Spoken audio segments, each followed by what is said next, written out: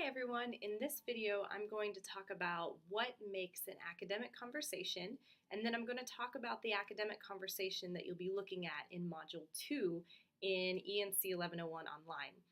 So let's think of an academic conversation as a stream. And at the beginning of the stream, you have the source of the water, so maybe a lake or something. And then you have the stream going and it dumps off somewhere else. The lake is the initial conversation. It's the starting point of whatever conversation is happening. And then along the stream is the conversation that is going on. And most academic conversations are constantly going. So in some fields, like in the field of computer science, the stream is really fast. That conversation is just flying by. And in other fields, maybe like the field of writing, it's a very slow stream. Knowledge is developed on a topic in a very slow way. And at any point, we as students, as learners, as researchers might take a bucket, sometimes a small bucket, sometimes a big bucket, and we scoop up part of that stream.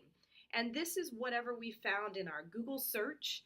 It's whatever we found in our library search. It's the information that we at this moment are going to look at on that conversation. So we look at those texts on that conversation and we say, okay, based on this, I have a new idea. I take my new idea, I add it to that conversation, I turn in a presentation, a poster presentation, I write a paper on it, whatever it is, and then I take my idea and I throw it back into the stream with all of those texts that I looked at, and it becomes part of the conversation in some way. So what we have in the conversation that we're looking at, it's a conversation on voice. And in our textbook, which is the Remix textbook, for Module 2, we are looking at, if we look at the contents here, we are looking at, for this module, these first 3 texts. And these texts are in a module called Remixing the Self. And in this case, the self that we're looking at is the voice that somebody has or doesn't have in their academic writing. And it's a remix because when we have a voice, we are in many ways in writing remixing other ideas and other texts in order to present ourselves. And we're also remixing a version of ourselves that we're presenting in our papers. And so we have these 3 texts that we're looking at. They're the first 3 listed in the table of contents for Module 2.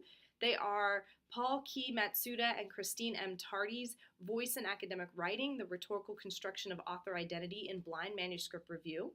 Paul Stapleton and Rena Helms Park, a response to Matsuda and Tardy's, that one that we just had. And then Paul K. Matsuda and Christine Tardy, Continuing the Conversation. What we have done is we have taken I've given you a very tiny bucket. The stream is the conversation on voice. And in this tiny bucket, we've picked up 3 articles on that conversation.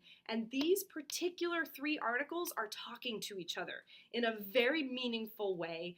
And we are able to see, by reading these, an actual academic conversation happening.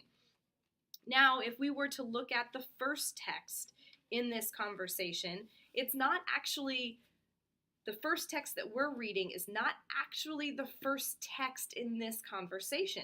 How do we know that a conversation has been happening before we read a text? Well, we go to the introduction. So here, most academic articles start with an introduction. They might label it introduction, or it's just the first few pages or the first few paragraphs of an essay. And here they tell us that the conversation has been going. In recent years, the notion of identity has come to attract significant attention from applied linguistic researchers. They tell you the context, applied linguistic research. They tell you that it's the notion of identity, notion of voice and identity. And then they tell us some of the people who have been participating in the conversation. Elbow, Belcher and Hervella, Stapleton in 2002, Helms Park and Stapleton in 2003. Then they give us their research question. Is voice, as Stapleton and Helms Park maintain, irrelevant to academic writing? They want to know if voice is actually a component of academic writing and if we can identify it through their writing, through the linguistic elements in that writing. And so they go on to talk about that, but they have already told us, hey, reader, there has been an academic conversation going on. One of those researchers are Stapleton and then Stapleton and Helms Park, and they continue their conversation on voice. And in here, they're presenting a study. They present their argument of whether or not that they believe that voice exists, and the way that they are presenting that argument is by presenting evidence, and they do that through a methodology of research. And so on page 98, they present their methods.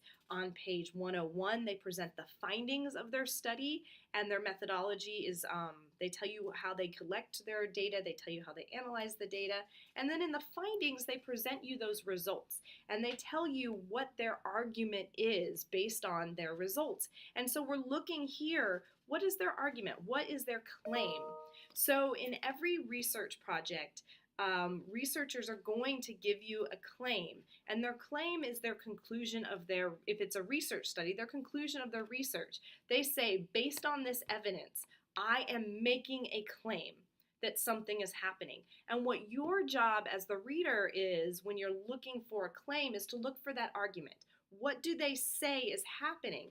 And in this case, the question you want to ask yourself would be, what are they saying about the existence of voice in academic writing? Are we able to test that voice?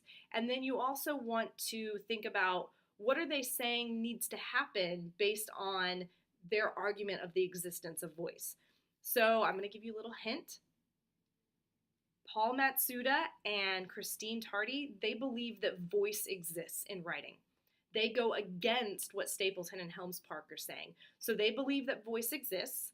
And now your job in the claim is, why do they believe it exists, and what do they think we should do based on that existence? What is the impact of knowing that voice exists?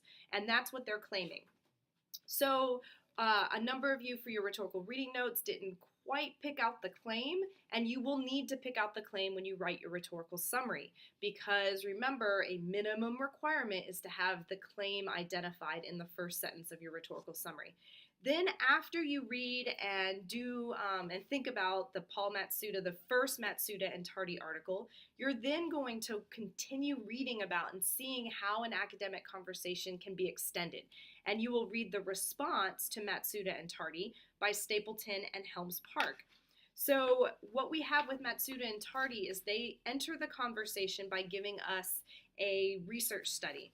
And then you have Helms Park, who writes a short response and an essay. So you have Matsuda and Tardy, who made a study in order to talk about voice in writing. And then Stapleton and Helms Park, because Stapleton and Helms Park research was used as the kind of counter in Matsuda and Tardy, Stapleton and Helms Park have decided that they're going to write an essay to discuss the results of Matsuda and Tardy. So we have a very short essay response. It is not a study, it's just an essay. So we see that academic writing can be both a study, but also sometimes can be an essay format.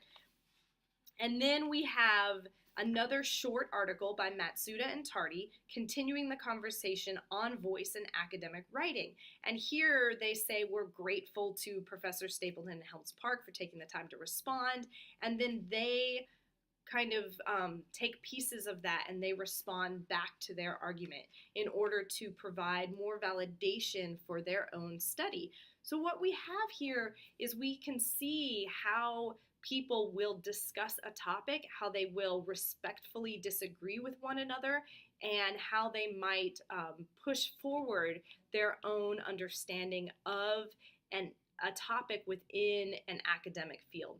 So this is an example of an academic conversation.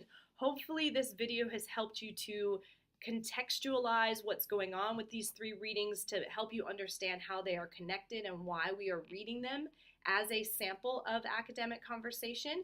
And hopefully this helps you a little bit to continue to think about what a claim is, how to identify the claim, and then how to write your rhetorical reading notes and your rhetorical summaries. Have a great day.